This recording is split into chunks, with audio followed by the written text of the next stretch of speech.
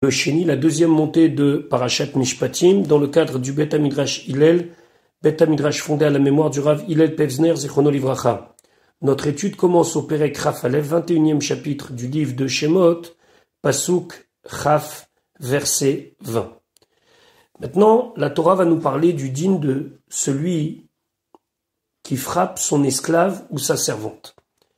Pasuk Chaf, verset 20. Vechi et si yake ish, un homme frappe et avdo, son esclave, ou et amato, ou sa servante, bachevet, avec un bâton, ou met, et il meurt. C'est-à-dire l'esclave ou la servante meurt, tachat yado sous sa main. Nakom inakem, l'esclave ou la servante sera vengé. Alors de quel esclave et de quelle servante on parle? On a déjà appris hier qu'il y a deux catégories d'esclaves. Il y a le Eved Ivri ou la Hama Ivriya, c'est-à-dire que ce sont des esclaves ou des servantes hébreux, ou bien il y a le Eved Kenaani ou la Shifra Kenanite, ou bien si ce sont des Cananéens. Donc, Rachid de nous préciser, Vechi yake ish et avdo et amato, be'eved Kenaani akatuv medaber. Est-ce que be'eved Kenaani, concernant un esclave cananéen, le pasuk parle, ou enoela be'ivri, ou bien on parle ici d'un hébreu? Talmud Lomar, le pasuk nous dit, c'est dans le verset suivant, qui kaspo ou, car c'est son argent, c'est sa propriété. Ma kaspo kanu ilo olamit, comme son argent lui appartient de manière éternelle. Af eved, même ici l'esclave, hakanu ilo olamit, qui lui est acquis de manière éternelle. Alors que le eved ivri sort au bout de 6 ans, le eved kenani lui reste indéfiniment. Il peut même être donné en héritage aux enfants. Donc il a cette notion de olamit, de rester pour toujours chez son maître. Donc, ici on parle d'un Eved Kenani. Maintenant, celui qui frappe son Eved Kenani au point de le tuer, alors il sera vengé, c'est-à-dire que son propriétaire sera tué. Maintenant, Rashi pose une question, Ve'are, mais voici, Haya Bichlal, il était dans une règle générale, dans un passage qu'on avait déjà dit, Make Ishvamet, que tout celui qui frappe un être humain, il est condamné à mort. Pourquoi ici avoir donné un din particulier à l'esclave? Et là-bas, Katouv, ici le passou qui vient, Veotsio, et il le fait exclure Minaklal du principe général. Liot Nadun Bedin, que lui, il y a une exception, c'est que lorsqu'il frappe son Eved, son esclave, alors il y a un din qui s'appelle Oyom Oyomaim, ou un jour ou 2 jours. On verra plus tard, chez Im Lomet Tachatiado, que si l'esclave n'est pas mort immédiatement sous la main de son maître, Vesha'a, et il est resté en vie, mais et les et pendant 24 heures, alors à ce moment-là, le maître, il est quitte, il est patour. Alors que chez un autre être humain, s'il le frappe et qu'il meurt même des jours après, il sera condamné à mort. Bachevet, il a frappé avec un bâton, Keshiyesh Bo, Kedele Hamit. On parle d'un bâton qui a de quoi le tuer. C'est-à-dire qu'il lui a donné vraiment un coup très dangereux, qui était un coup qui peut s'avérer être mortel. Hakatouf Medaber, le texte parle de ce cas-là. O afilo enbo kedelamit, ou bien on pourrait dire bachevetz avec un bâton, même si ce bâton n'est pas assez important pour donner un coup mortel. Talmud Lomar be Israël, on a appris concernant le Israël, le juif. Ve'im be'even yad asher yamud ba ikaou, que si quelqu'un a frappé son prochain avec Even, une pierre, Yad qu'il tient dans la main. Asher Yamoudba, qui a la possibilité de tuer, c'est-à-dire que cette pierre, elle peut facilement tuer la personne. Ve'alot varim kalvachomer. Alors là, on doit faire ici un raisonnement a fortiori. Ma Israël chamour. Si déjà dans le cas d'un Israël, en chayav alav, on est chayav, on est coupable, elaimken ikaou bedavar, si seulement il a frappé avec une chose, shiesh bolehamit, dont cet objet-là, ou cette pierre, ou ce bâton, a la force, entre guillemets, de tuer. Ve'al ever sheukede la mout be'akazo, et si c'est un coup qui a été donné dans un membre, que si ce coup il a été donné là, il peut tuer la personne.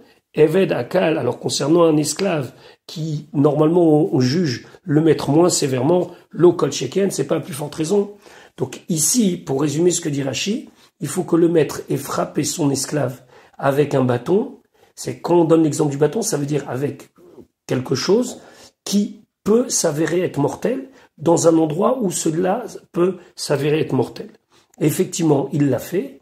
À ce moment-là, le maître, il est chayav mita, il est condamné à mort, nakom inakem. Rachid expliquait, mitat saïf. C'est la mort par l'épée, comme ça c'est marqué dans la Gemara, vechen ou omer, et ainsi on dit, cherev no kemet nekam brit. C'est l'épée qui venge de l'alliance. Donc, pour résumer, si le maître a frappé son esclave kénani ou sa servante kénanite avec un objet qui s'avère être un objet dangereux qui peut tuer dans un des membres du corps qui peut tuer et l'esclave est mort, à ce moment-là, le propriétaire est condamné à mort. Il faut bien préciser que le Sforno nous dit qu'un maître n'a le droit de frapper uniquement lorsque c'est pour motiver, entre guillemets, son esclave ou sa servante à travailler. Deuxièmement, il n'a pas le droit de le faire de manière arzarite, c'est-à-dire de manière méchante, de manière cruelle, à tel point que le Rambam dit que si un maître frappe son esclave ou sa servante avec un objet tranchant, par exemple, comme un couteau, etc., il n'y aura pas le digne que est-ce qu'on va voir si pendant 24 heures la personne elle va supporter le coup ou pas. Immédiatement, il sera condamné à mort parce qu'on n'a pas à se comporter comme ça avec les esclaves. La seule raison pour laquelle on a permis, entre guillemets, c'était dans le cadre du travail et donc pas avec un coup qui peut s'avérer mortel et ni dans un endroit qui peut s'avérer mortel. Si c'est le cas, alors c'est le maître qui sera aussi condamné à mort. Maintenant, la Torah va nous parler d'un autre sujet, le Nézek. Comment peut-on dédommager de manière financière quelque chose que j'aurais provoqué suite à un coup? Pasuk Chavbet. Vechi yinatsu anashim. Lorsque deux hommes se disputent, venagefu, et ils vont pousser Isha Hara, une femme enceinte, veyatseu yeladea, et feront sortir son fœtus. Lo yeason, et qu'il n'y aura pas d'autre accident. On verra que ça signifie que la femme ne va pas mourir. Anosh yeanesh, il sera puni. Kacher yashit alav, comme lui imposera Baal Aisha, le mari de la femme, venatan biflilim, et il va donner ce dédommagement selon ce que les juges vont lui imposer. Rashi. Vechi natsu anashim zeimze. Il y a deux personnes qui sont en train de se disputer. Venit kaven la harog et travero. Il y en a un qui a l'intention, nit kaven, il a eu l'intention de la harog et travero, de tuer son prochain, veika et taïcha. Au lieu de tuer son prochain, il a frappé une femme enceinte. Venagefu, et ils ont poussé, ils ont heurté, en negifa et la lachon dechifa veaka. Quand on a le mot negifa, ça signifie dechifa veaka, pousser et frapper. Kmo, comme certains psukim qui disent pentigov ba even raglecha, de peur que tu sois heurté par une pierre. Beterem itnagefu raglechem, avant que vos pieds ne soient heurtés. Ou l'even negef, ou une pierre, on se heurte, à laquelle on se heurte. Donc, venagefu, ça veut dire heurter. Veloye ason, il n'y aura pas d'autre ason, d'autres. Rachid expliquait accident baïcha. Le Malbin d'expliquer que ason, ça signifie une mort qu'on ne s'attendait pas. C'est un malheur. Alors, Rachid traduit, du moins ici on traduit accident, hein, mais il faut aussi traduire quelque chose de malheur. C'était inattendu. Donc, un veut frapper son ami avec l'intention de le tuer, et il pousse une femme enceinte, et cette femme enceinte perd son fœtus, mais elle n'a pas de dégâts, je dis bien de dégâts matériels, dans le sens qu'elle n'est pas blessée. Anosh Anesh. Alors là, il sera puni. Les chalem de payer Dme Vladot la Baal, la valeur du fœtus au mari. Shamim Ota. Comment on fait ça? Alors Shamim Ota, on évalue Kama Hita Reuya Leimaker Bachou, combien elle aurait été vendue au marché des esclaves. Les Alot Bedamea Bishvil Rayona, en voyant quelle aurait été l'augmentation de valeur par rapport à sa grossesse. Alors il faut bien comprendre ici que c'est un dédommagement qui en aucun cas ne va réparer la peine. Nous ne sommes que des hommes, et la Torah fixe, comme des fois dans les tribunaux en général, des dédommagements financiers pour des malheurs qui, psychiquement, ne peuvent pas partir avec quelques euros ou quelques shkalim. On s'imagine bien que cette femme qui a perdu son bébé, elle ne sera pas consolable pendant très longtemps, si ce n'est pas toute sa vie. Mais puisqu'on parle ici de juridique, et dans le juridique, on doit condamner la personne à une somme en dédommagement de ce qui a été fait, alors ce dédommagement est fixé selon des critères qui étaient à l'époque, c'est-à-dire le marché aux esclaves, et les gens étaient évalués, entre guillemets, par rapport à la valeur marchande des êtres humains, ce qui n'existe pas aujourd'hui. Aujourd'hui, on prendra d'autres critères pour évaluer cette perte, entre guillemets. Anosh yanesh, igbu mamon mimenu. On va lui réclamer de l'argent, comme c'est marqué, ve'anshu oto mea kesef. On va le condamner à payer, ça veut dire qu'on l'obligera à payer cette somme-là. Kasha yashit alav, keshiyat biyain ou aba, lorsque le mari va le réclamer, va le convoquer beveddin ou beddin, les hachit alav, de lui imposer onesh, une punition, même si ce n'est que une compensation financière, alkar pour cela. Venatan, il devra donner, hamake, celui qui a frappé, dmevladot, la valeur du fœtus. Biflilim, alpi adayanim, selon ce que les juges vont juger bon. Maintenant, la Torah continue. C'est le deuxième cas de figure dans cette histoire. Chav Gimel ve'im ason, et si un malheur y aura, c'est-à-dire que la femme va mourir. Venatata nefesh tachat nafesh. Tu donneras vie pour vie. Rashi ve'im ason yé baisha. Si un malheur arrive à la femme, c'est-à-dire qu'elle meurt. Nefesh tachat nafesh. Alors, on va donner âme pour âme, vie pour vie. Rabotenu cholkim badavar. Il y a une discussion chez nos chachamim à ce sujet-là. Yesh omrim, certains disent, nefesh mamash. Mamash, il doit donner sa vie, ça veut dire qu'il est condamné à mort. Yesh omrim, certains disent mamon. C'est ici une condamnation, financière. Avallo nefesh mamash. Mais pas une condamnation à la peine capitale. Pourquoi?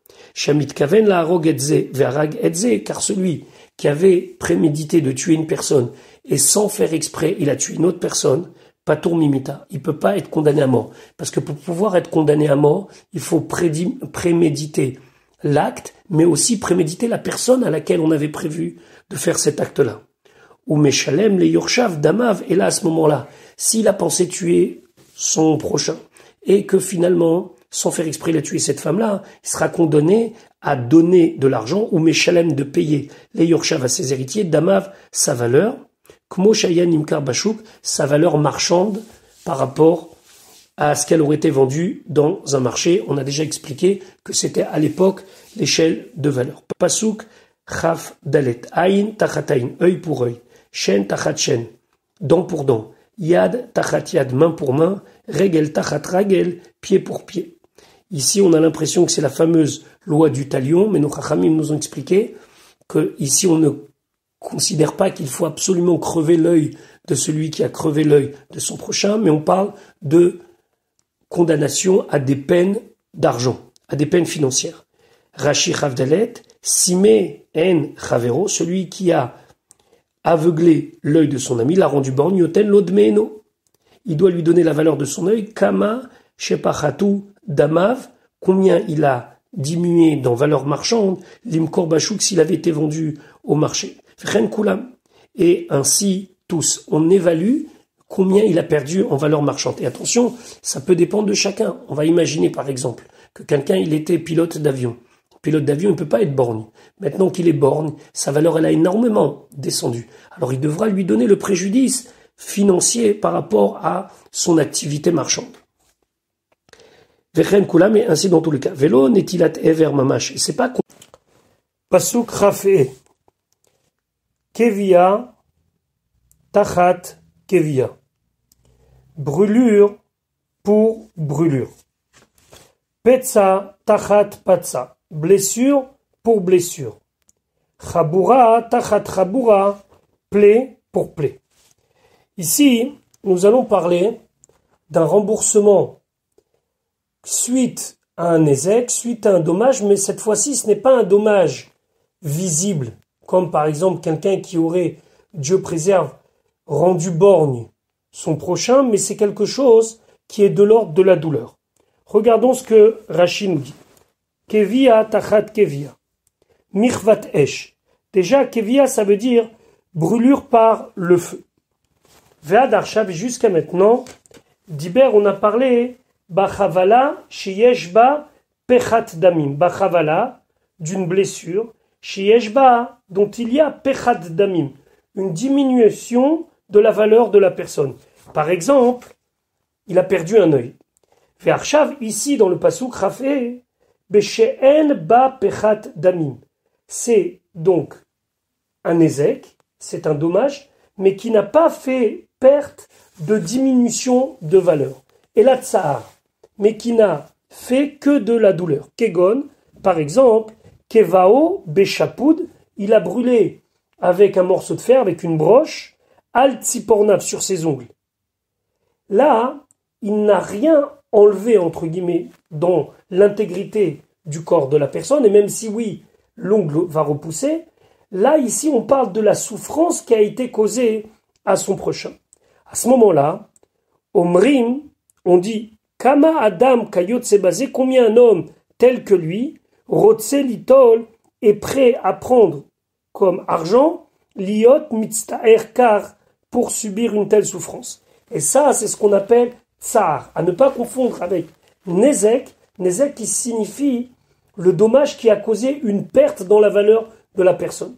Donc nous avons déjà vu plusieurs cas où l'on doit rembourser, c'est le Nezek, donc le dommage, Tsahar, ici la souffrance, Shevet, les jours d'interruption de travail, et Ripouille, les frais médicaux. Maintenant, Petsa. Petsa, c'est une blessure. Qu'est-ce qu'une blessure? Imaka, c'est un coup, Amotsi Adam, qui fait sortir du sang. Chez Patsa et Bessaro, ça a blessé sa chair. En français, Navrou ou quelque chose comme ça, Bilhaz. Akol, les filles Machéou. Tout dépend du cas, comment il est. Im yeshbo pechat damim, s'il y a une diminution dans la valeur de la personne, par exemple, quelqu'un qui était pilote d'avion et que maintenant il est borgne, donc automatiquement sa valeur marchande, entre guillemets, elle est diminuée. Noten nezek, qui doit lui donner le dommage. Veim nafal le mishkav, et si à cause de ça, il est tombé au lit, entre guillemets, ça veut dire que il ne peut plus travailler. Noten shevet doit lui donner les jours où il ne peut pas travailler, les frais de chômage, véripouille et les frais médicaux. Ou bochette, et des fois, il y a une autre compensation par rapport à la honte que la personne a eue lorsqu'il a reçu le coup, vetsahar, et aussi par rapport à la souffrance. Donc, 5 remboursements possibles lorsque une personne a fait du mal à son prochain. La souffrance, tsar, nezek, le dommage, ripouille, les frais médicaux, chevet, les frais de chômage, et bochette, la honte qu'il a eue.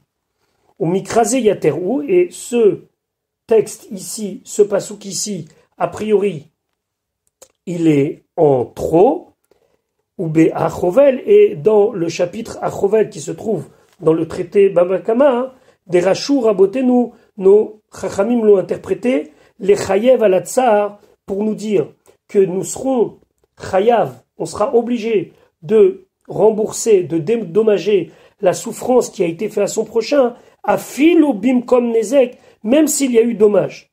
C'est-à-dire, afalpi shenoten lo dmeyado, même s'il va lui rembourser la valeur de sa main, en potrim auto minatsar, on ne le dispensera pas, on ne le rendra pas patour de payer la compensation pour la souffrance. L'omar est de dire au il, puisque Vekanayado, il a acquis sa main, entre guillemets, ça veut dire je l'ai dédommagé. Yesh alav lechatra bechol mashirtse. Donc il peut maintenant couper ce qu'il veut. Et là, Omrim, on lui dit Yesh lo lechatecha besam. On doit lui couper, c'est avec quelque chose qui va l'endormir. Chez eno mitzter kolkar, et qui ne va pas souffrir. Veze chatecha bebarza.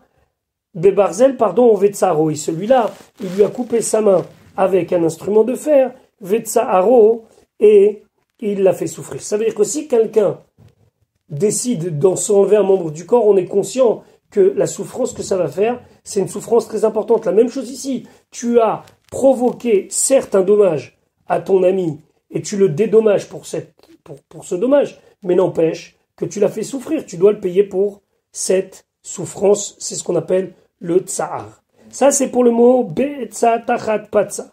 Maintenant, chabura. Chabura, c'est une plaie. Imaka, c'est un coup. Chez Adam nitzrarba, que le sang va se coaguler, veno yotse ne sort pas. Ça va faire un bleu. Et là, chez Madim, Abassar Kenegdo, ça va faire rougir la chair tout autour. Donc Rashi ne parle pas d'un bleu, mais que ça va faire donc un coup qui ne fait pas sortir du sang, puisque le sang est à l'intérieur concentré. Ou la shon chabura, et le sens de plaie, c'est tache en français. Comme on a vu un pasouk dans Yirmia, Venamer, Chav Varberutav, et une panthère s'étache, Vetargumo, et comment on traduit en araméen, Mashkoufé, la shon chavata. Battre, ça veut dire venir frapper. Baterut bilaz. Jdufot kadim, par exemple, desséché par le vent. Shekifam kidum chavutot barouar. Elles sont battues par le vent. Vechen ala mashkov. Aussi, on avait vu dans Parashat Bo le mashkov. Le mashkov, c'est le linteau. Al-Shem she'adelet nokesh alav, puisque la porte vient frapper dessus. Donc ici, chabura, on le traduit par mashkoufé, qui veut dire être frappé. Nous allons parler maintenant du cas d'un homme qui frappe son esclave ou sa servante et qui lui aura provoqué une blessure. Pasuk Rava vechiyake ish. Lorsqu'un homme frappera et en avdo, l'œil de son serviteur, on verra ici qu'on parle d'un Eved Kenani, au en amato, ou bien l'œil de sa servante, c'est aussi ici une Shifra Kenanite, veshichata, et qu'il l'aura abîmé. Il l'aura abîmé, ça veut dire qu'il l'a rendu borgne.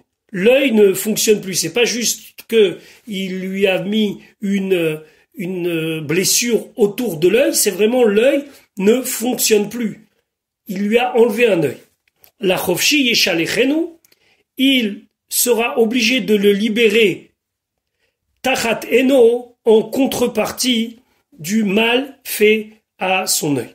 Rashi et en avdo, ici on parle de son Eved Kenaani, cananéen, aval ivri, mais pour un hébreu, eno yotse beshen vaïn, il ne sort pas dans le cas où il y a une blessure à une dent, par exemple, qui lui a fait tomber une dent, vaïn, ou bien qui lui a crevé un œil, comme chez Amarnou, comme nous avons déjà expliqué précédemment dans le Pasuk Zayin, l'otetse ketset avadim, que cette loi ne s'accomplit pas pour un ivri ou une ivria pour un hébreu. Tachateno à la place de son œil, vechen bechav dalet rachevarim, et ainsi aux 24 extrémités des membres, il y a certains membres que si le maître les a blessés en leur faisant une blessure visible, alors à ce moment-là, l'esclave est libéré, ce sont etzbaot hayadaim varaglaim, les doigts des pieds et des mains, ushta uznaim des deux oreilles, va chotem le nez, verosh agevia sheigidama et les organes génitaux. Velaman et marchen vayin, alors pourquoi on nous parle toujours de la dent et de l'œil? Chez imne maraïn, parce que si on avait dit uniquement l'œil, velon et marchen, on n'aurait pas dit la dent. Haïti Omer, je me serais dit, ma'aïn chez Nivraïmo, avkol chez Nivraïmo, je me serais dit, pourquoi ici il est condamné? Parce qu'il a crevé un œil. Un œil, c'est quelque chose avec lequel l'esclave a été créé avec lui. Il a grandi avec lui. Varechen l'onivraïmo, par contre la dent n'est pas là au moment de la naissance, elle apparaît après la naissance. Donc on aurait pu dire que la dent c'est moins grave. Veimne marchen, et si on avait dit uniquement la dent, velone maraïn, et on n'aurait pas dit le cas de l'œil, Haïti Omer, j'aurais pu dire, à filouchen tinok, même une dent de lait, les dents des enfants, c'est-à-dire une dent qui va se renouveler, chez Yesh la Khalifine, qui pourra être changée par le temps, c'est-à-dire que elle tombera de toute façon naturellement et poussera après une dent définitive. Et donc moi, si j'ai blessé mon esclave, je lui fais tomber une dent de lait, on pourrait peut-être dire non, c'est pas trop grave. Les Kachnemar, c'est pour ça qu'on nous dit Aïn, l'œil, pour nous dire que quel que soit le membre, si c'est un membre qui fait de la partie des 24 membres que l'on a commencé à citer précédemment, alors cela libère automatiquement le Eved. Pasuk Chavzaïn, verset 27. Ve'im shen avdo. Et si la dent de son esclave, il a fait tomber. Oshen amato, ou bien la dent de sa servante, Yapid il l'a fait tomber. La Chofshi Yishalechenu, librement il sera renvoyé, Tachachino, en contrepartie de sa dent. Il est important de souligner ce que le Rambam dit, que ici on parle que le maître a donné un coup avec l'intention de faire du mal à son Eved, mais si il n'a pas fait exprès, par exemple, qu'il a voulu frapper l'animal qui était devant le Eved ou qu'il a jeté une pierre et que ça atterrit sur le visage du Eved, alors ici, le cas ne sera pas du tout le même et le Eved, l'esclave ou la servante ne sera pas libéré.